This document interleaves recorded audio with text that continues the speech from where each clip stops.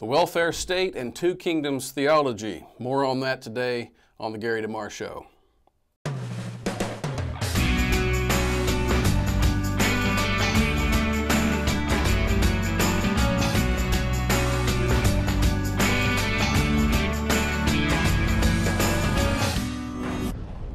Hello and welcome to the Gary DeMar Show. Once again, I'm Joel McDurmon, following up on yesterday's talk about the welfare state and two kingdoms theology, and how the first flows from the latter, or at least is allowed and justified by it.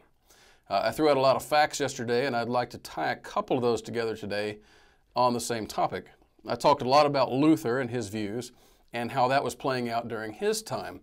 One of Luther's main opponents, who at first was his colleague in Wittenberg, was a man named Andreas Karlstadt. Karlstadt differed with Luther on the import of Mosaic law. Luther said it doesn't apply. The civil laws of Moses don't apply. The ceremonial obviously certainly don't apply. And even the Decalogue doesn't apply to the Christian. And therefore it doesn't apply to the civil order, which is outside of the Christian gospel. It is operating in the realm of nature.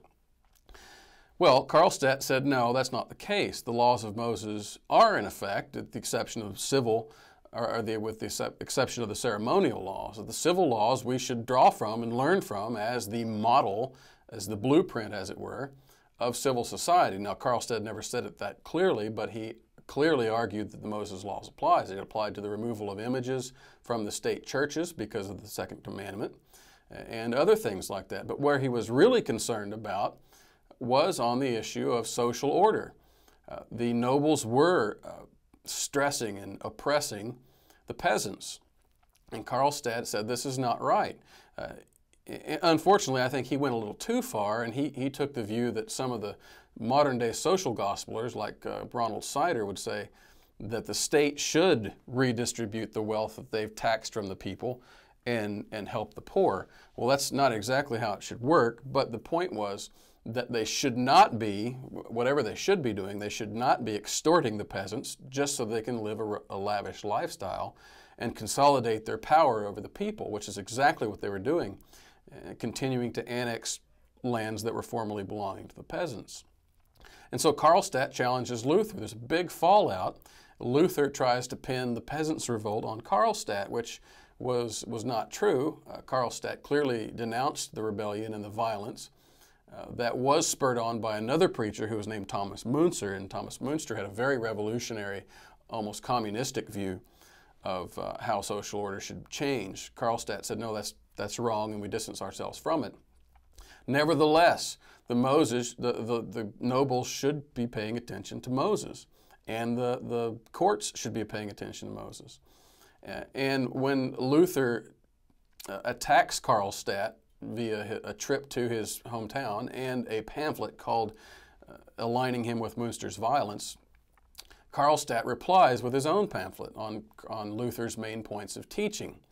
And in that, he makes it very clear that he thought the clergy that were living off the state, aka not only the Catholics in the other realms, but the Lutherans in his realm, were living off the state taxes. They were living luxurious lifestyles. They dressed fancily. They wore expensive vestments. And all that came at the expense of the people and did not help the people one bit, and the people didn't want it. And so he attacks Luther back, and he says, look, you guys only care about Moses when it benefits you, and that is on the tithe.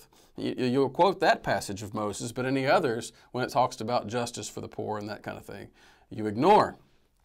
And he says, look, you preachers who are living off these taxes and tithes and rents that all come in and are justified through your theology. He says, you and your gilded shirts, he said, I'm going to come after you, and you're not going to have peace until you revise your carnal living. Okay. What does this have to do with today? Well, it's essentially the same problem all over again. The church is seen as this holy place where we go on Sundays, we have service, and we commune with God. And then the rest of the time of the week, we live outside of that. We live lives that are not governed by Moses' law. We live lives that don't pertain to the gospel. And somehow, every week we're supposed to come back and get realigned with God, or get His blessing or whatever, or be reminded that we're justified by faith while we live carnally for the rest of the week. I don't know exactly what their point is. But there's a stark separation, a dualism, between holy life and what they would say worldly life. And they don't see Jesus as king and God's word as the standard for discipline and for law over all of life. They may say that they do, but their theology denies that it can be so. We cannot go to the king and say, yes, here's what you should be doing, and these are the guidelines along which you should legislate. According to these churches, we don't get involved in those matters. We just let nature take its course in those matters. Well, in every course in history, we see nature take her course, and it goes to tyranny. And tyranny in this nation is taking the form of the welfare state, where it takes you and leads you from the cradle to the grave. And you do what it says, and you spend what it says you can spend, et cetera, et cetera, et cetera. Okay? It is that kind of a partitioned mind. It's almost like there's this dual mentality that pervades the churches. The church has no say in these things. And we have guys today that are vehemently trying to mount a comeback for this thinking, not only via the fact that it's pervasive in American culture already, but they're really trying to mount a theological defense for it. And there is no defense for it outside of Plato. And if you want Plato, go be a Greek philosopher. If you want to bring Platonism into Christianity, natural law into Christianity, you're going to have a problem. And even if that problem is only me sitting here in front of this camera telling you that you're acting outside of the law of God, that may be a small problem for you, but it's going to exist because it's wrong, because you're wrong. So this mentality, and meanwhile people are required to pay their tithes to the church, not by law of course, but it's expected. And what do the churches do with the money? They do exactly what Luther and his clergy were doing with the money. They take it and they buy bigger, better buildings. And I know churches that have just built multi-million-dollar metroplex buildings and taken on half of the money in mortgage. And so they've mortgaged their church's future tithes to pay off those programs. And meanwhile, their programs to help the poor, their programs to help insure their people and provide safety nets is what the church should be doing with those money through their deacons. They're either non-existent or they're so tiny and insignificant that we don't ever hear about them. Why do we have health insurance today? It's because the church refuses to get involved in those issues when it should. Why do we have welfare? It's because the church refuses to help take in the widows and support them. And the orphans, et cetera, et cetera, et cetera. We leave that to the state because that's apparently not a holy matter. It might be governed by Old Testament law, but that doesn't apply. We leave that to the realm of nature. And so we get a welfare state. And these churches are scared to death to even bring up the issue because their people are so accustomed to being taken care of by the government for their education and for their end of life and for their health care.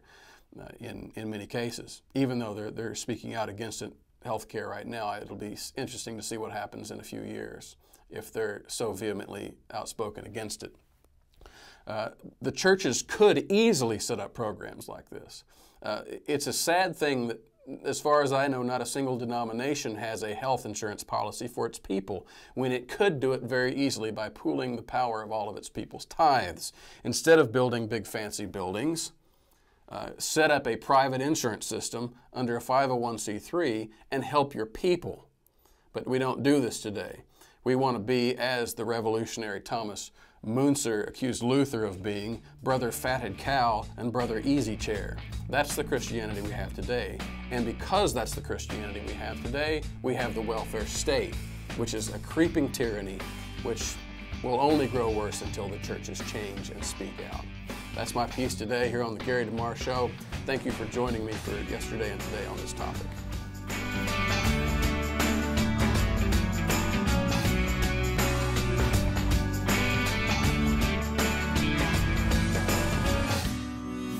For more related to today's topic, check out Basic Training for Defending the Faith, a 5-part video lecture series featuring Dr. Greg Bonson.